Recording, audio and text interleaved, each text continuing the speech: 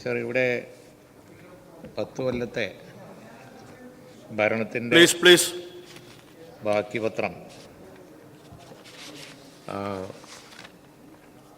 ബഹുമാനപ്പെട്ട ഒരു മെമ്പർ ഇവിടെ 10 കൊല്ലം എന്ന് പറഞ്ഞ് ഇങ്ങനെ പറഞ്ഞുകൊണ്ടിരുന്നു.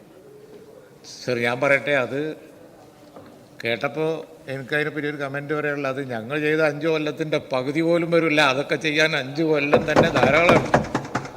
റബ്ബറൈസ്ഡ് റോഡ് ആ ആശയം തന്നെ കൊണ്ടുവന്ന് റബ്ബറൈസ്ഡ് റോഡിൻ്റെ ഒരു റെവല്യൂഷൻ തന്നെ ഉമ്മൻചാണ്ടി ഗവൺമെൻറ്റിൻ്റെ കാലത്ത് ഞങ്ങൾ ഇവിടെ സൃഷ്ടിച്ചു എന്നുള്ളത് എല്ലാവരും പറഞ്ഞതാണ്.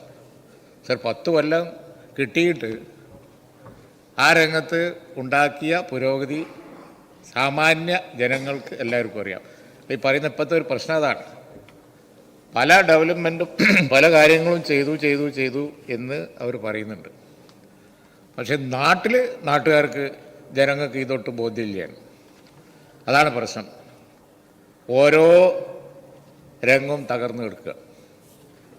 സാധാരണക്കാരുടെ ഇടയിൽ വരെ ഉള്ള സംസാരം എന്ന് പറയുന്നത് ഗവൺമെൻറ്റിൻ്റെ അടുത്ത് നയാ പൈസ ഇല്ല, പിന്നെന്താ ചെയ്യുക, പറഞ്ഞിട്ട് കാര്യമില്ല. സർ, ഇതാണ് എല്ലാവരും പറയുന്നത്. ഇന്ന് എല്ലാവരും പറയുന്ന ഒരു കാര്യം അതാണ്. ഒന്നിനും പണമില്ല. ആ ആത്മവിശ്വാസക്കുറവ് ഭരണകക്ഷി ബെഞ്ചുകളിൽ ഒക്കെ പ്രകടമാണ്.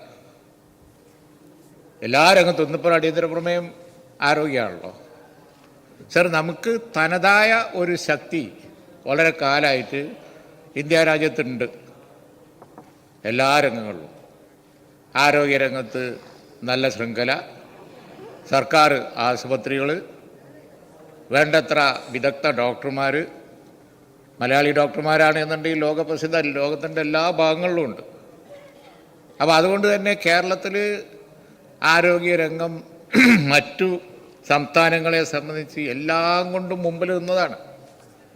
അതുകൊണ്ടാണ് ഇവിടെ ആയുർദൈർഘ്യം കൂടുതൽ, ആളോഹരി ചികിത്സ ലഭ്യത കൂടുതൽ, ടൈം കൂടുതൽ, എല്ലാ കാലത്തും ഉണ്ടായിരുന്ന ഒരളവ് പോലാണത്. ആ അളവ് പോലെ അനുസരിച്ച് നമ്മൾ കേരളത്തെ ലോകത്തൊക്കെ പ്രൊമോട്ട് ചെയ്തിട്ടുമുണ്ട്. കാരണം കേരളത്തിൽ നല്ല ചികിത്സ കിട്ടുന്നു എന്നുള്ളത് സ്വാതന്ത്ര്യത്തിന് ശേഷം വളരെ കാലമായിട്ട് നിലനിന്ന് പോകുന്നൊരു വിഷയമാണ്.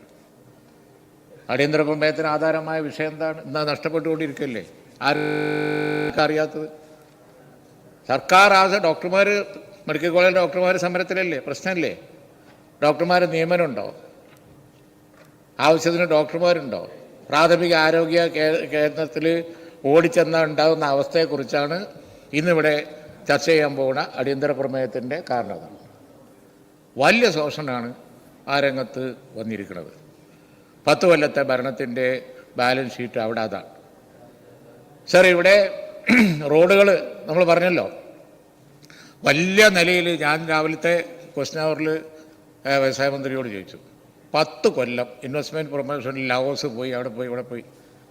പ്രൊമോഷനെ കുറിച്ചാണ് 10 കൊല്ലം കഴിഞ്ഞിട്ടും വ്യവസായ മന്ത്രി പറഞ്ഞുകൊണ്ടിരിക്കുന്നത്. ഞാൻ പറഞ്ഞു, വന്ന ഒരു മെഗാ പ്രോജക്റ്റ് ഒന്ന് കാണിക്കണം.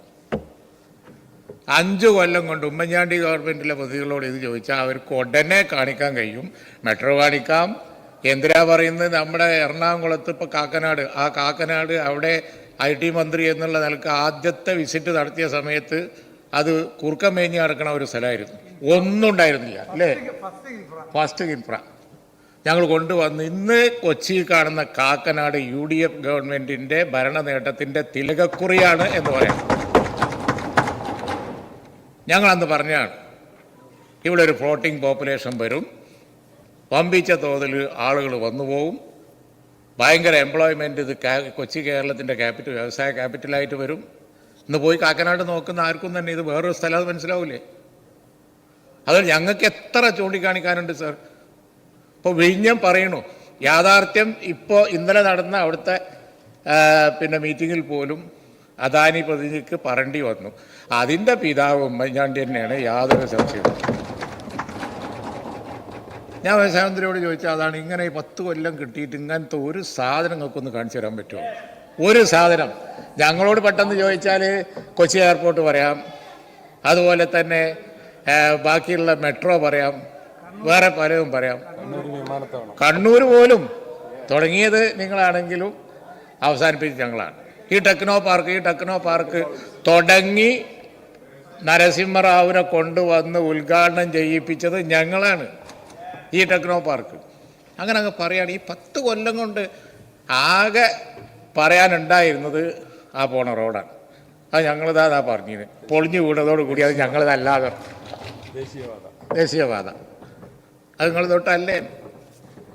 ഈ 10 കൊല്ലം സർ അങ്ങനെ നോക്കുകയാണെന്നുണ്ടെങ്കിൽ ഒന്നും കാര്യമായിട്ട് ചെയ്യാൻ കഴിഞ്ഞിട്ടില്ല സർ. വിദ്യാഭ്യാസ രംഗം ഇവിടെ ശ്രീ രമേശ് ചെന്നിത്തല പറഞ്ഞു, ഹയർ എഡ്യൂക്കേഷൻ ആകെ പ്രക്ഷോഭവും സമരവും യൂണിവേഴ്സിറ്റികളിലൊക്കെ കൂടി ബഹളവും, എന്താ പറയുക, കുട്ടികളെ സർട്ടിഫിക്കറ്റും കിട്ടാതായി ഇല്ലേ, കുറേ കാലം VC-മാരില്ലാതായി, ഒപ്പിടാൻ ആളില്ലാതായി, എല്ലാം കൂടി കഴിഞ്ഞ് അതാ കിടക്കണു. ഒരു ദിവസം രാവിലെ ഞങ്ങൾ കോംപ്രമൈസ് ആയിരിക്കണു, തീർന്നു. പിന്നെ എന്തിനായിരുന്നു ആ ഹയർ എഡ്യൂക്കേഷനെ ഇത്രയധികം തകർത്ത ആ സമരങ്ങൾ? അതിൻ്റെ ബാക്കി പത്രം എന്താ? എത്ര നിങ്ങൾക്കിതൊക്കെ ചെറിയ കാര്യമായി തോന്നുകയാണ്. ഭരണത്തിലിരിക്കുമ്പോൾ അതിൻ്റെ ഒരു പശ്ചാത്തലത്തിൽ ചെറിയ കാര്യമായി എത്ര കുട്ടികൾ ഇവിടെ പഠിച്ചാൽ ശരിയാവില്ല എന്ന് പറഞ്ഞ് ഇവിടുന്ന് പോയി. ഈ 10 വർഷത്തിൻ്റെ ഉള്ളിൽ വിദ്യാർത്ഥികൾ പുറത്തേക്ക് ഒഴുകിയതിന് വല്ല കണക്കുണ്ടോ? നമ്മുടെ ഹയർ എഡ്യൂക്കേഷൻ്റെ നിലവാരം എത്രമാത്രം കുറഞ്ഞു സർ. ഞങ്ങൾ വിഭാവനം ചെയ്ത് ഇങ്ങനെയൊന്നും ആയിരുന്നില്ല. ഈ പറഞ്ഞ ഇപ്പോൾ കാലിക്കറ്റ് യൂണിവേഴ്സിറ്റിയോട് അനുബന്ധിച്ചമായി ആ ഫുഡ് പാർക്ക് ഞങ്ങൾ ഉണ്ടാക്കിയതാണ്, വേറെ രീതിയിലാണ് പ്ലാൻ ചെയ്തത്. അതേപോലെ തന്നെ ഇവിടുത്തെ ടെക്നോ പാർക്ക് അത് വേറെ രീതിയിലാണ് പ്ലാൻ ചെയ്തത്. യൂണിവേഴ്സിറ്റികളിൽ നിന്ന് നല്ല എഡ്യൂക്കേഷനും റിസർച്ചും ബാക്കിയുള്ളതൊക്കെ വരണം, സ്റ്റാൻഡേർഡ് ഉയരണം, ആ നിലയിലായിരുന്നു പ്ലാനിങ്. പക്ഷേ സ്റ്റാർട്ടപ്പ് ആ പോളിസി തന്നെ നമ്മൾ കൊണ്ടുവന്നതാണ് ഇന്ത്യ. ഞാൻ പറയുന്നത് പിന്നെ ഞങ്ങളുടെ എമർജിങ് കേരള കണ്ടിട്ടാണ് ഗുജറാത്തിൽ വൈബ്രൻറ്റ് ഗുജറാത്ത് എന്ന പദ്ധതി ആ ഫസ്റ്റ് ഗ്ലോബൽ മീറ്റ് അവർ നടത്തിയത്. അതിലാണ് ഞങ്ങൾ സ്റ്റാർട്ടപ്പ് കൊണ്ടുവന്നത്, ഐഡിയ കൊണ്ടുവന്നത് ഇന്ത്യയിൽ ആദ്യമായി. പിന്നെ കാലം കുറേ കഴിയുമ്പോൾ കുറേ സ്റ്റാർട്ടപ്പുകൾ അധികം വരൂലേ, വന്നു, ചിലത് സക്സസ് ആയി വലുതായി. അതാണ് നിങ്ങൾ പറഞ്ഞുകൊണ്ടിരിക്കുന്നത് സർ. അതാണ് ഞാൻ പറഞ്ഞത്. ഇപ്പോൾ ഇവിടെ വിദ്യാഭ്യാസ രംഗം അങ്ങനെ തകർന്ന് തരിപ്പണമായതിൻ്റെ പലാണ് ഈ കുട്ടികൾ മുഴുവൻ പുറത്തേക്ക് ഒഴുകിക്കൊണ്ടിരിക്കുന്നത്. അവരെ തിരിച്ചു കൊണ്ടുവരണ്ടേ? അവരിവിടെ പഠിക്കണ്ടേ? അവിടെ നമ്മുടെ ബ്രെയിനല്ലേ ഇങ്ങനെ പുറത്തേക്ക് പോയാൽ പറ്റുമോ? എംപ്ലോയ്മെൻറ്റ് ജനറേഷൻ ഉണ്ടാകുന്നില്ല.